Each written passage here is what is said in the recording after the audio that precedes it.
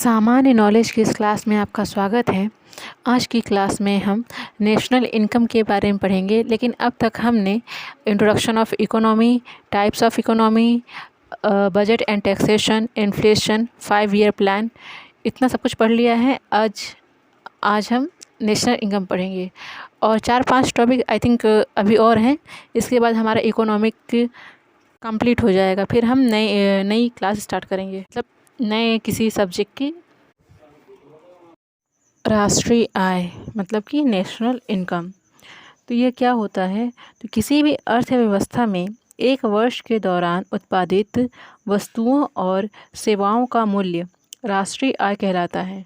मतलब कि किसी भी देश ने एक साल के दौरान जितनी भी वस्तुएं और कहना चाहिए गुड्स एंड सर्विसेज प्रोड्यूस की हैं, उसके मूल्य को राष्ट्रीय आय, नेशनल इनकम कहते हैं। भारत में राष्ट्रीय आय के आंकड़े वित्तीय वर्ष 1 अप्रैल से 31 मार्च पर आधारित है। आप लोगों को पता होना चाहिए कि भारत की राष्ट्रीय आय और प्रति व्यक्ति आय की गणना करने का प्रथम प्रयास किसने किया था? तो वो थे दादा भाई नौरोजी ने सन 1867-68 के दौरान भारत की नेशनल इनकम की गणना की थी। राष्ट्रीय आय को कैलकुलेट करने के लिए 2 फैक्टर रिस्पॉन्सिबल हैं। पहला है आपका जीएनपी और दूसरा है जीडीपी, मतलब कि ग्रॉस नेशनल प्रोडक्ट और ग्रॉस डोमेस्टिक प्रोडक्ट। तो चलिए हम पहले जीडीपी के बारे में समझते हैं। यहाँ पर ग्रॉस डोमेस्टिक प्रोडक्ट का मतलब है कि ऐसा कोई भी प्रोडक्ट जो एक घर की सीमा के अंदर बनाया गया हो। यहाँ पर घर क्या है? मतलब कि एक कंट्री के अंदर एक वर्ष में जितनी भी वस्तुएं और सर्विसेज प्रोड्यूस की जाती हैं, उनके मूल्य को सकल घरेलू उत्पाद, ग्रॉस डोमेस्टिक प्रोडक्ट कहते हैं। मतलब कि किसी देश की आर्थिक सीमा में स्थित निवासियों और गैर निवासियों द्वारा अर्जित आय को घरेलू उत्पाद कहते हैं। चलिए एक छोटे से एग्जाम्पल से इसको समझने की कोशिश करते हैं। माना कोई एक डिस्ट्रिक्ट है, वहाँ पर बहुत सारे लोग काम कर रहे हैं जो इस डिस्ट्रिक्ट से बिलोंग करते हैं, और कुछ ऐसे लोग हैं जो बाहर मतलब किसी दूसरे ज़िले से आकर उस डिस्ट्रिक्ट में काम कर रहे हैं। तो उस डिस्ट्रिक्ट के अंदर एक वर्ष में जितनी भी गुड्स और सर्विसेज प्रोड्यूस हुई हैं, उनकी जो भी मूल्य है, जो भी कीमत है, जो भी प्राइस है, तो वो उस ज़िले का क्या कहलाएगा? जीडीपी कहलाएगा।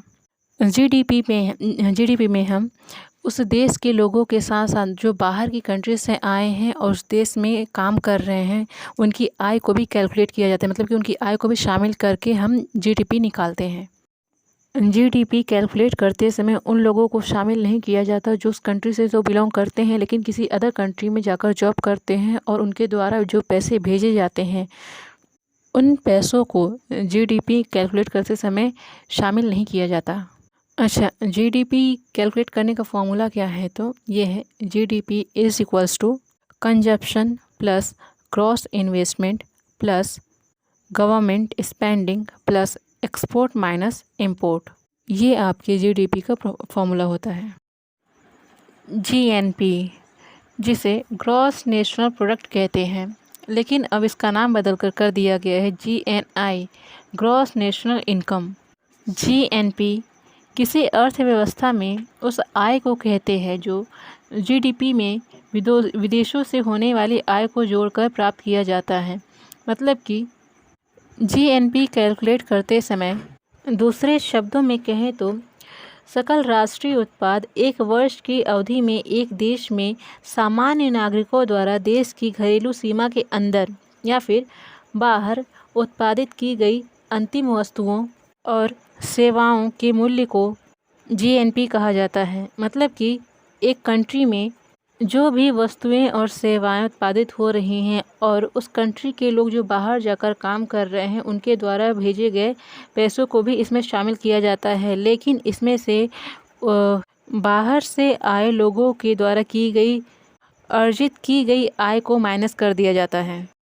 जीएनपी का फॉर्मूला है GDP plus X minus M. यहाँ पर एक्स क्या है? तो देशवासियों द्वारा विदेश में अर्जित की गई आय है, और यहाँ पर एम क्या है, तो विदेशियों द्वारा देश में अर्जित की गई आय। तो ऐसे लोग जो देश के बाहर जाकर काम कर रहे हैं तो उनके द्वारा भेजी गई आय को हम शामिल करेंगे, और जो बाहर के लोग हमारी कंट्री में अगर काम कर रहे हैं तो उनके द्वारा अर्जित आय को हम माइनस करेंगे। तो इस तरह से हमारा जीएनपी कैलकुलेट होता है। अब हम देखते हैं कि ग्रॉस और नेट में क्या डिफरेंस है। ग्रॉस का मतलब होता है एग्रीगेट वैल्यू, मतलब कि total value. It is the aggregate value without any deduction. यह बिना किसी कटौती के कुल मूल्य होता है। जबकि नेट जीडीपी में जितने भी मूल्यह्रास होते हैं उनको माइनस करके नेट निकाला जाता है। तो when we exclude all types of depreciation from GDP we get net. जब हम जीडीपी में सभी प्रकार के मूल्यह्रास को घटा देते हैं तो हमें नेट मिलता है। अब है market price and factor cost, बाज़ार मूल्य और कारक लागत।